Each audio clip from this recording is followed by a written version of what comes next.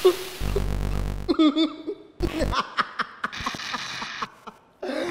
G equality, nanghihingi na naman ng special treatment ang mga bakla.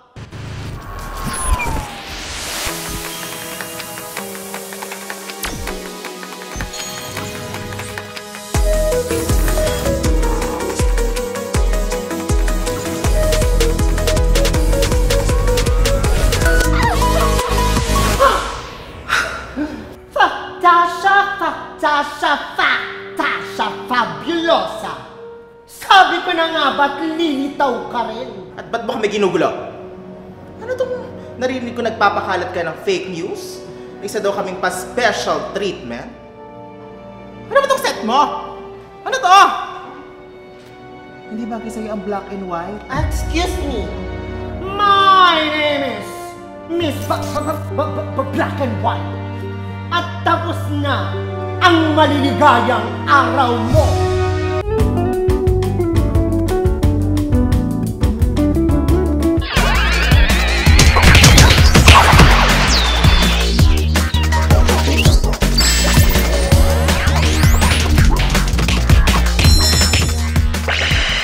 So, G-equality bill. Bakit kailangan pa ng extra? Equal naman na tayo sa Constitution. Wala sa Constitution ang magprotekta kontra diskriminasyon base sa ating sexual orientation, gender identity, gender expression, at sex characteristics. So what's next? May special lane na rin kayo sa batas? Ang gusto lang namin ay makapasok kami sa mga pinto nang hindi kami nababastos. Pa-VIP ba ang tawag doon? Ang gusto lang naman namin ay isang basic human decency. So pag napasa tong bill na to, kami naman ang walang karapatan magsalita. Hindi sa ganoon, Mi. Hindi black and white ang mundo. Hindi ganito. Ang batas na yon ay proteksyon sa mga patuloy na nadidiskrimina dahil lang sa kung sino sila. Magkaiba ang opinyon sa opresyon.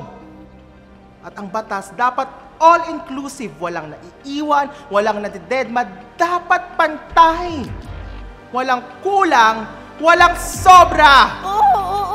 We're naman sa facts!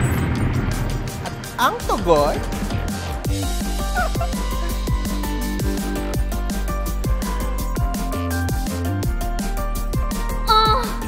So ang paniniwala ko ay discrimination na against sa inyo.